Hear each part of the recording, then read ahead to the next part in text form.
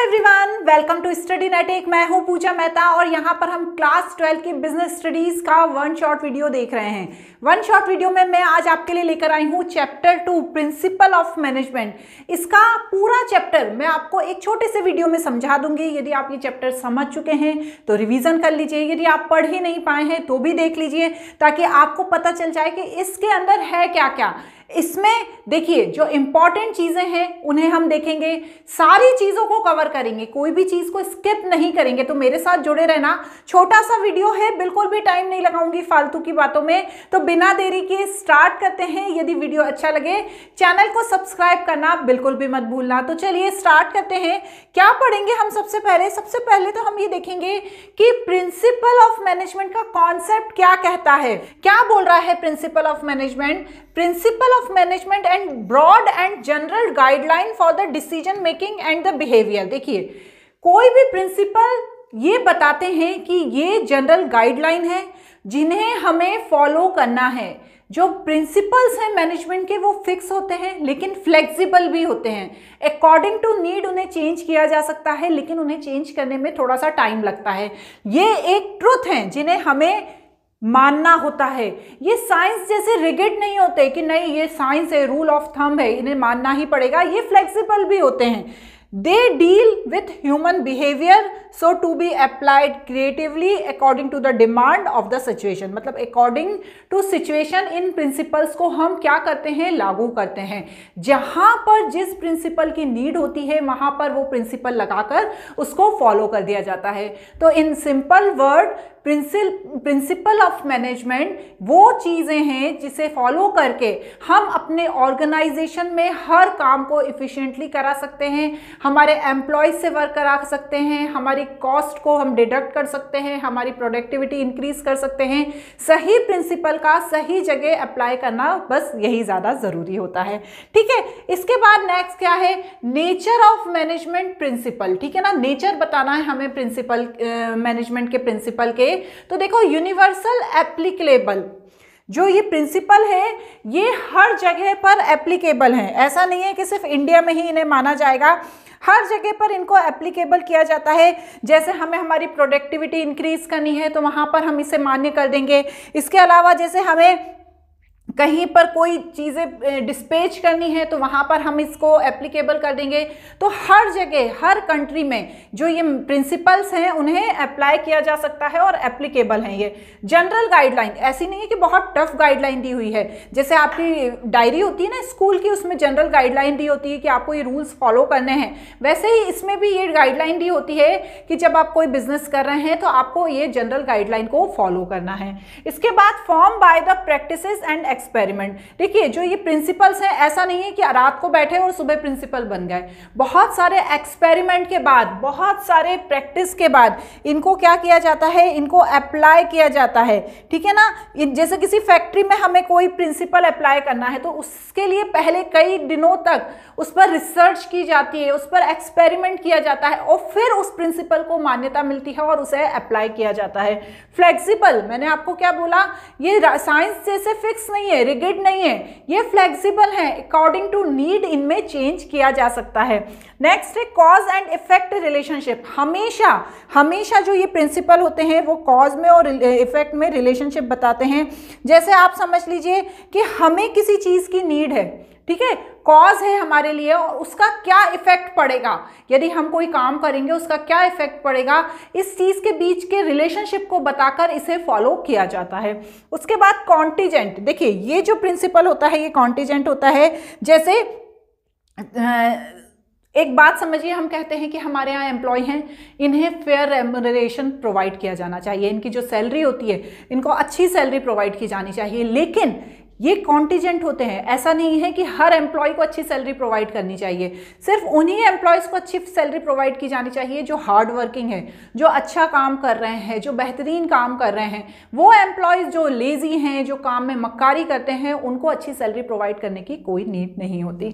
ठीक है, तो ये क्या कहलाते हैं, नेचर है किस चीज़ का, प्रिंसिपल ऑफ मैनेजमेंट का। उसके बाद significance of principal of management. देखिए, ये पॉइंट्स में ज़रूर दिए हैं, लेकिन जब आपसे ये क्वेश्चंस पूछे जाएंगे चाहेंगे तो केस बनाकर भी पूछे जा सकते हैं। तो आपको हर चीज़ का, हर टॉपिक का मतलब पता होना चाहिए। ऐसा नहीं है कि आपको इनका मतलब ही नहीं पता है और आपको जब केस बना के पूछ लिया तो आप सोच रहे हैं कि इसका क्या मैं लिखूं, इसके बारे में मैं कैसे लिखूं। तो देखो, help to take scientific decision, हमेशा जो प्रिंसिपल ऑफ मैनेजमेंट होता है साइंटिफिक डिसीजन लेने में हेल्प करता है।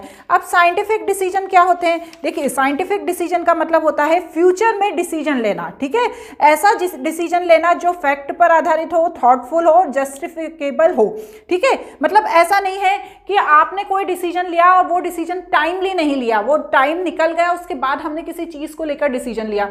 तो डिसीजन हमेशा साइंटिफिक होना चाहिए, अकॉर्डिंग टू टाइम होना चाहिए, अकॉर्डिंग टू नीड होना चाहिए, ठीक है ना। जैसे मुझे प्रोडक्शन करना है 100 शर्ट्स का, अब मैं सोच ही रही हूँ, मुझे मिला है कि भैया आपको इस मंथ के एंड तक 100 शर्ट्स बनाकर देना है, 25th आ गया, तब तक मैं सोच ही रही हूँ कि यार कैसे बनाना है, क्या करना है। तो साइंटिफिक डिसीजन लेना यहाँ पर बहुत जरूरी है। किसके लिए? प्रिंसिपल ऑफ मैनेजमेंट के लिए। मीटिंग चेंजिंग एनवायरमेंट रिक्वायरमेंट, देखो जो चेंजिंग एनवायरनमेंट, देखो हर जगह एनवायरनमेंट चेंज होता है। जैसे कोई बिजनेस कर रहे हैं तो समय के अनुसार उसमें चेंज हो जाता है। तो हमेशा इस तरीके से इन प्रिंसिपल्स को अप्लाई करना चाहिए जो चेंजिंग एनवायरनमेंट में काम कर सके। जैसे डिवीजन ऑफ वर्क करना है, स्पेशलाइजेशन करना है, तो भैया जब डिवीजन ऑफ वर्क करोगे, स्पेशलाइजेशन करोगे तो according to need, according to environment करोगे ना, तो यहाँ पर उस चीज़ का ध्यान रखना है। ऑप्टिमम यूटिलाइजेशन ऑफ रिसोर्सेज, जितने भी रिसोर्सेज हैं, ऑप्टिमम मतलब उनका सही तरीके से ज़्यादा यूज़ करके, जो नीड है नीडफुल तरीके से यूज़ करके उनका यूटिलाइजेशन करना है और हमें हमारा प्रोडक्ट को बनाना है। Provide managers with the insight to reality, देखिए यहाँ पर मैनेजर को उनकी रियलिटी से इंसाइट कराना है। मतलब इसका क्या मतलब होता है कि देखिए क्या होता है, बहुत सारी चीज़ें ऐसी होती हैं जो क्विकली कराने की नीड होती है। ये चीज़ों को ध्यान में रखते हुए सिचुएशन के आधार पर हमें काम किया जाना चाहिए, उन्हें रियलिटी बतानी चाहिए कि रियलिटी में कैसे काम होगा, तभी मैनेजर्स अच्छे से काम कर पाएंगे। फुलफिलिंग सोशल रिस्पॉन्सिबिलिटी, सिर्फ प्रॉफिट अर्न करना ही किसी भी बिजनेस का एम नहीं होना चाहिए। हमेशा ये चीज़ ध्यान में रखना चाहिए कि जो सोशल रिस्पॉन्सिबिलिटी है हमारी समाज के प्रति, उसको ध्यान में रखते हुए कोई भी प्रोडक्ट बनाना चाहिए, प्रोडक्ट हार्मफुल नहीं होना चाहिए, ये सब चीज़ों का ध्यान रखना चाहिए। Management training education and research, जब भी आप प्रिंसिपल के मैनेजमेंट के प्रिंसिपल्स की बात करते हैं तब हमेशा ये ध्यान रखो कि ट्रेनिंग, एजुकेशन एंड रिसर्च का यहाँ पर बहुत ज़्यादा इंपॉर्टेंट रोल होता है। जैसे हम MBA करते हैं, BBA करते हैं, कोई भी ऐसी एजुकेशन लेते हैं जो इम्पॉर्टेंट होती है, हमें फ्यूचर में वो एजुकेशन देती है, ट्रेनिंग देती है, सिखाती है और फिर उस पर रिसर्च भी करते हैं। तो ये सारी चीज़ें इंपॉर्टेंट होती हैं प्रिंसिपल ऑफ मैनेजमेंट के लिए। क्लियर? इसके बाद नेक्स्ट देखो क्या बोल रहे हैं। अब देखो जो प्रिंसिपल ऑफ मैनेजमेंट है उसमें जो सबसे बड़ा जो प्रिंसिपल दिया है वो किसने दिया है? Taylor's scientific management principle. ये जरूर ध्यान रखना क्योंकि आपसे दो लोगों के प्रिंसिपल पढ़ाऊंगी मैं यहाँ पर, एक हेनरी फेयोल के, एक टेलर के। तो जो टेलर ने प्रिंसिपल ऑफ मैनेजमेंट दिया है उसके बारे में हम बात करेंगे। तो देखो ध्यान से देखो क्या बात कह रहे हैं। जो टेलर थे उनका नाम था फ्रेडरिक विंसलो टेलर।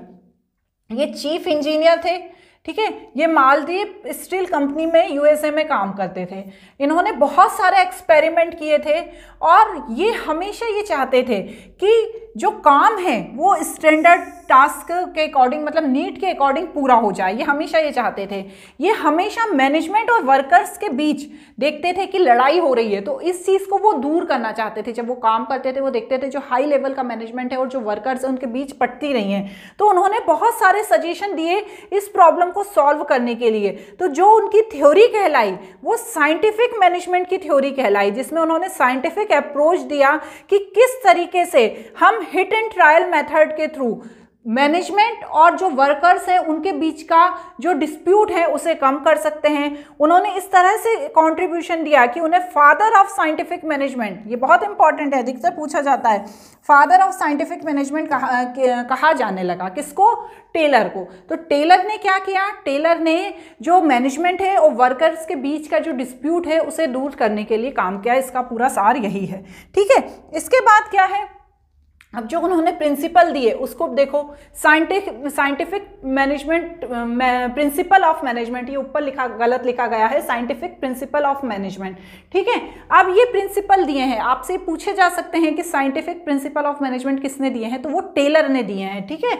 अब science not rule of thumb, उनके अकॉर्डिंग क्या होता है कि हमेशा जो मैनेजमेंट के प्रिंसिपल्स हैं वो रूल ऑफ थंब नहीं होना चाहिए कि एक बार जो बन गए हैं उनमें कोई चेंज नहीं होगा, अकॉर्डिंग टू नीड उनमें चेंज होते रहना चाहिए। हार्मनी नॉट डिस्कार्ड, यहाँ पर ये कह रहे हैं कि जो फैक्ट्री सिस्टम में जो प्रोडक्शन होता है वो ओनर्स और वर्कर्स के बीच उसमें एक लिंक होना चाहिए। यहाँ पर उन्होंने कहा कि जो लोग हार्ड वर्क करते हैं उन्हें अप्रिशिएट करना चाहिए, जो लोग कम काम करते हैं उन्हें मोटिवेट करना चाहिए, उस चीज़ की उन्होंने बात की है। कोऑपरेशन नॉट इंडिविजुअलिज्म, देखो ये बोलते हैं कि हमें जब हम किसी ऑर्गेनाइजेशन में काम करते हैं तो हमें अपने बारे में नहीं सोचना चाहिए, हमें पूरे ग्रुप के बारे में सोचना चाहिए। तो बस वही यहाँ पर कोऑपरेशन की बात की गई है। Development of each and every person to his and her greatest efficiency and prosperity, यहाँ पर इस तरह से लोगों को मोटिवेट करना चाहिए कि वो इस तरह से काम करें कि उनको उनकी एफिशिएंसी इंक्रीज हो। एफिशिएंसी आपको पता है ना, मतलब समय पर काम करें और उस काम का रिजल्ट भी अच्छा निकले, तो इस तरह से यहाँ पर काम करना चाहिए। इसके बाद इसमें क्या होता है, जो टेक्निक्स हैं, साइंटिफिक टेक्निक, जो प्रिंसिपल ऑफ मैनेजमेंट की जो साइंटिफिक टेक्निक है उसमें जो सबसे पहली टेक्निक आती है वो आती है फंक्शनल फॉर्मेनशिप। देखिए आपसे एक केस बनाएंगे और उस केस में इस तरीके से कुछ बातें लिख देंगे और फिर पूछेंगे कि बताइए ये क्या है, ठीक है। तो आपको ये पता होना चाहिए कि फंक्शनल फॉर्मेनशिप क्या होती है।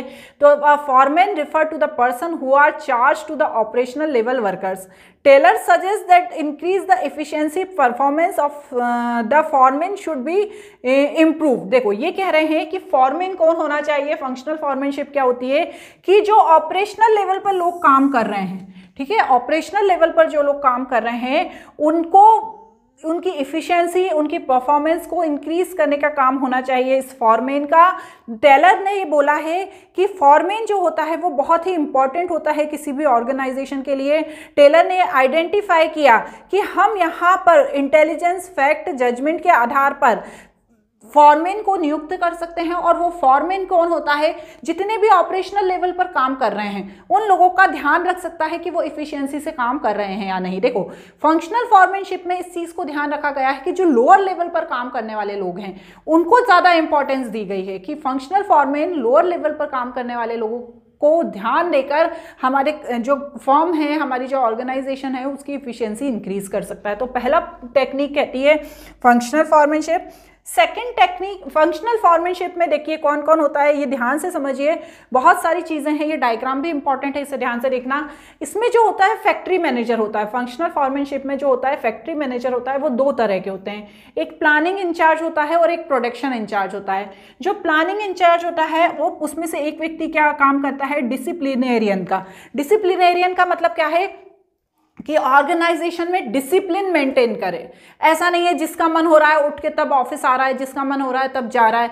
डिसिप्लिन से काम हो, एक दूसरे से बात करते समय उनके बीच प्रॉपर अच्छे गुड बिहेवियर हो, तो वो काम कौन करता है, डिसिप्लिनेरियन। दूसरा होता है instruction card clerk. Instruction card clerk क्या होता है, ये जो व्यक्ति होता है वो रिस्पॉन्सिबल होता है जॉब परफॉर्मेंस के लिए। वहाँ पर ये स्टेप को आउटलाइन करता है, मेथड को फॉलो करता है कि किस तरीके से काम होगा, किस तरह से लोग अपनी जॉब को परफॉर्म करेंगे। ये काम किसका होता है, इंस्ट्रक्शन कार्ड क्लर्क का। ये लोगों को इंस्ट्रक्ट करता है कि किस तरीके से, किस मेथड से काम होता है। क्योंकि देखिए कोई भी कितनी ही एजुकेशन लेकर आए, लेकिन जब उसको अपनी एजुकेशन को यूज करना होता है तब उसे प्रॉपर इंस्ट्रक्शन या ट्रेनिंग की तो नीड होती ही होती है। नेक्स्ट होता है रूट क्लर्क। रूट क्लर्क क्या होता है, ये काम को कंप्लीट करने के सीक्वेंस को इंश्योर करता है, ये ध्यान रखता है कि सभी स्टेजेस को फॉलो किया जाए। रूट क्लर्क का काम होता है कि हर स्टेज को फॉलो करते हुए हम अपने काम का जो एंड पॉइंट है वहां तक पहुंचे। तो ये काम किसका होता है, रूट क्लर्क का होता है। नेक्स्ट होता है time and cost clerk. Time and cost clerk ये बताता है कि कितने टाइम में काम कंप्लीट होगा और कितनी कॉस्ट लगेगी, इस चीज का वो ध्यान रखता है। तो इतने लोगों को डिवाइड करना पड़ता है प्लानिंग इंचार्ज के लिए, ताकि हर चीज़ का ध्यान रखा जाए। उसके बाद होता है प्रोडक्शन इंचार्ज, इसमें होता है स्पीड बॉस। स्पीड बॉस क्या होता है, ये काम की स्पीड को ध्यान रखता है, ये देखता है कि काम किस स्पीड से हो रहा है, ऐसा तो नहीं है स्लो स्लो काम कर रहे हैं, एक दिन में 100 प्रोडक्शन करना था वो 80 प्रोडक्शन कर रहे हैं, तो ये स्पीड का ध्यान रखता है। नेक्स्ट होता है गैंग बॉस, ये रिस्पॉन्सिबल होता है कि जो इक्विपमेंट और मटेरियल्स हैं वर्कर्स के पास वो प्रॉपर परफॉर्म कर रहे हैं कि नहीं, मतलब ऐसा तो नहीं है उनमें कोई खराबी आ गई है जिसके कारण वो स्लो चल रहे हैं, तो गैंग बॉस उसका ध्यान रखता है। नेक्स्ट होता है रिपेयर बॉस, ये जो मशीन है, टूल है, इक्विपमेंट है, उसमें यदि कोई प्रॉब्लम आ गई तो उसको रिपेयर करने का ध्यान रखता है। और नेक्स्ट होता है इंस्पेक्टर, ये मेन होता है, ये क्वालिटी को ध्यान रखता है कि जो प्रोडक्ट बन रहा है उसकी क्वालिटी कैसी है। ठीक है, अब नेक्स्ट देखते हैं, इसमें जो सेकंड होता है वो स्टैंडर्डाइजेशन एंड सिंप्लीफिकेशन। तो स्टैंडर्डाइजेशन क्या होता है, standardisation refer to the process setting standard to the every business activity. अब स्टैंडर्ड क्या होते हैं, जैसे रॉ मटेरियल जो यूज हो रहा है, जो टाइम लग रहा है, जो प्रोडक्ट, मशीनरी, मेथड और जो वर्किंग कंडीशन है उसका स्टैंडर्ड देखा जाता है। These standards are the benchmark which must be adhered to the during the production. Taylor was the supporter of standardization. देखो स्टैंडर्डाइजेशन का जो मेन मोटो है या जो मेन काम है वो ये देखना है कि सभी चीज़ों का, किस चीज़ का, रॉ मटेरियल का, टाइम का, प्रोडक्शन का, मशीनरी का, मेथड का सही तरीके से यूज़ हो रहा है कि नहीं, प्रॉपर स्टैंडर्ड फॉलो किए जा रहे हैं या नहीं, ये स्टैंडर्डाइजेशन में देखा जाता है। फिर सिंप्लीफिकेशन, सिंप्लीफिकेशन का मतलब ये होता है कि अननेसेसरी का डाइवर्सिफिकेशन नहीं होना चाहिए प्रोडक्ट के साइज में, वेराइटी में। आपको यदि बोला है कि 1000 प्रोडक्ट बनाना है, आप फालतू के 15,000 बना लेंगे, तो ये नहीं होना चाहिए, उसको ज़्यादा आड़ा टेढ़ा नहीं होना चाहिए। मशीन, लेबर, इन्वेंट्री मेंटेनेंस, इन सभी चीज़ों का ध्यान रखना चाहिए। प्रोडक्ट की क्वालिटी और कॉस्ट की रिडक्शन में भी ध्यान रखा जाता है सिंप्लीफिकेशन में। तो बच्चों ध्यान रखना, स्टैंडर्डाइजेशन एंड सिंप्लीफिकेशन, इन दोनों को लेकर भी केस पूछे जा सकते हैं। स्टैंडर्डाइजेशन में जो होता है प्रोसेस का, रॉ मटेरियल का, मशीन का, इन सब का ध्यान रखा जाता है कि प्रॉपर स्टैंडर्ड का यूज़ किया जा रहा है कि नहीं। और सिंप्लीफिकेशन में क्वालिटी का, लेबर का, इन्वेंट्री मेंटेनेंस का सिंपल तरीके से यूज़ करने पर ध्यान रखा जाता है। क्लियर हुआ?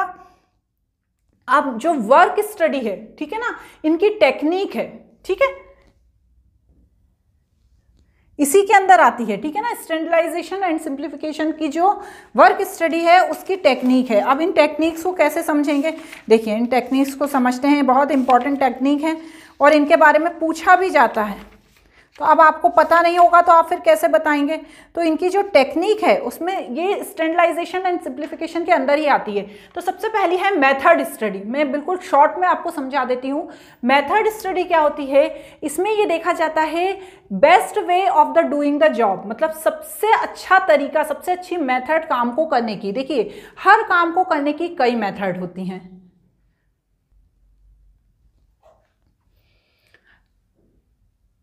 और उन मेथड में से जो बेस्ट मेथड है उसे यदि हम फॉलो करते हैं तो उसे मेथड स्टडी करते हैं। यहाँ पर असेसमेंट किया जाता है बेस्ट मेथड का। नेक्स्ट होती है मोशन स्टडी। देखो बच्चों क्या होता है, बहुत सारे जो लोग होते हैं जब ऑफिस आते हैं बहुत लेजी रहते हैं, आराम से बैठे रहते हैं, आराम से काम करते हैं, पानी पीने में टाइम वेस्ट करते हैं, बार बार वॉशरूम जाते हैं, बार बार इधर उधर बातें करने चले जाते हैं। तो यहाँ पर मोशन स्टडी उनके पूरे बिहेवियर को वॉच करती है कि वो किस तरीके से काम कर रहे हैं, जो काम करना चाहिए उसमें वो कितना काम कर रहे हैं, वो कितना समय को बर्बाद कर रहे हैं, ठीक है ना। नेक्स्ट होती है टाइम स्टडी। यहाँ पर सबसे जो इंपॉर्टेंट एलिमेंट है टाइम का, उसको ध्यान रखा जाता है कि किसी भी काम को करने में कितना टाइम लग रहा है। The method of time study will be depend upon the volume and the frequency of task. देखो कोई काम को करने में ज़्यादा समय लगता है, कोई का काम कम समय में हो जाता है, तो यहाँ पर काम की फ्रीक्वेंसी को भी देखा जाता है। नेक्स्ट है फटिग स्टडी। फटिग स्टडी क्या होता है, यहाँ पर फिजिकल एंड मेंटल हेल्थ देखी जाती है किसकी, एम्प्लॉय की। यहाँ पर ये देखते हैं कि ऐसा तो नहीं है कि वो बहुत टायर्ड है फिर भी हम उससे काम कराए जा रहे हैं जिससे उसकी प्रोडक्टिविटी कम हो रही है, तो यहाँ पर उसकी मेंटल एंड फिजिकल हेल्थ को ध्यान में रखते हुए यदि वो रेस्ट चाहता है तो उसे रेस्ट भी दिया जाता है। यदि वो बोलता है कि नहीं मैं बहुत टायर्ड हूँ, मैं छुट्टी लेना चाहता हूँ, तो उसको छुट्टी देकर उसको रेस्ट दिया जाता है ताकि वो अगली बार आए तो प्रोडक्टिविटी के साथ काम करे, ठीक है ना। इसके बाद नेक्स्ट क्या है, डिफरेंशियल पीस वेजेस सिस्टम। ये भी एक सिस्टम है किसका, स्टैंडर्डाइजेशन के बाद का डिफरेंशिएबल पीस वेजेस सिस्टम। ठीक है, अब इसमें टेलर ने बहुत ज़्यादा इसको सपोर्ट किया है। ठीक है, टेलर जो है इसके बहुत बड़े सपोर्टर है, जिसके कारण उनको बहुत ज़्यादा प्रॉब्लम भी फेस करनी पड़ी। उनके इस मेथड के अकॉर्डिंग यहाँ पर ये कह रहे हैं कि जो वेजेस सिस्टम है वो अलग अलग होना चाहिए। जो लोग हार्ड वर्किंग है, जो लोग मेहनती हैं, जो लोग ज़्यादा काम करते हैं, उनको अच्छी सैलरी प्रोवाइड की जानी चाहिए। लेकिन जो लोग लेज़ी हैं, आलसी हैं, काम में मक्कारी करते हैं, उन्हें कम सैलरी प्रोवाइड की जानी चाहिए। बस यही चीज़ लिखी है कि उनने डिफ्रेंशिएट किया है अकॉर्डिंग टू काम करने के तरीके पर। ठीक है, इसके बाद है Fayol principle of management. Taylor principle of management हमने पढ़ लिए। ठीक है, उसको आपने बहुत अच्छे से समझ लिया। अब हम फ्योल प्रिंसिपल ऑफ मैनेजमेंट पढ़ेंगे। ये कौन थे? ये जनरल प्रिंसिपल ऑफ मैनेजमेंट के फादर थे। किसके थे? Father of general principle of management. वो साइंटिफिक प्रिंसिपल के फादर थे, ये जनरल प्रिंसिपल के फादर हैं। ठीक है, ध्यान रखना। ये फ्रेंच इंडस्ट्रियलिस्ट थे। इन्होंने फ्रेंच माइनिंग कंपनी 1860 में ज्वाइन करी थी। अब इनकी कंपनी में क्या हुआ था? जब इन्होंने कंपनी ज्वाइन करी थी तब इनकी कंपनी इंसॉल्वेंट होने वाली थी, मतलब दिवालिया होने वाली थी। अब इनके पास बहुत सारा एक्सपेरिमेंट था, इन्होंने बहुत कंट्रीब्यूशन दिया कंपनी के लिए। जब इन्होंने कंपनी से रिजाइन किया या रिटायर हुए कंपनी से, तब इनके पास बहुत सारा एक्सपीरियंस था। साथ ही साथ जो कंपनी की कंडीशन थी, जो दिवालिया होने वाली थी, इंसॉल्वेंट होने वाली थी, उसकी कंडीशन बहुत अच्छी हो गई। और उन्हें इसी चीज़ के लिए माना जाता है कि उन्होंने कैसे डूबती हुई कंपनी को आगे बढ़ाया। यहाँ पर जो सबसे इंपॉर्टेंट है फ्योल प्रिंसिपल ऑफ मैनेजमेंट में, वो इंपॉर्टेंट है 14 प्रिंसिपल ऑफ मैनेजमेंट। हमेशा ध्यान रखना, बच्चे कंफ्यूज हो जाते हैं टेलर के प्रिंसिपल में और हेनरी फ्योल के प्रिंसिपल में। हेनरी फ्योल ने 14 प्रिंसिपल ऑफ मैनेजमेंट दिए हैं। हर प्रिंसिपल को आपको रट लेना है, छोटे छोटे हैं। वैसे तो अब आप 12th के स्टूडेंट हैं, आपको वैसे ही समझ में आ जाएगा। डिवीजन ऑफ वर्क, यहाँ पर ये कह रहे हैं हेनरी फ्योल कि हर काम का डिवीजन होना चाहिए। किस काम किसको करना चाहिए वो पता होना चाहिए। जो स्पेशलिस्ट है उस काम का, उसको वो काम दिया जाना चाहिए। ऐसा नहीं है जिसको वो काम आता ही नहीं है उसको वो काम करने को दे दिया। Authority and responsibility, proper authority दी जानी चाहिए।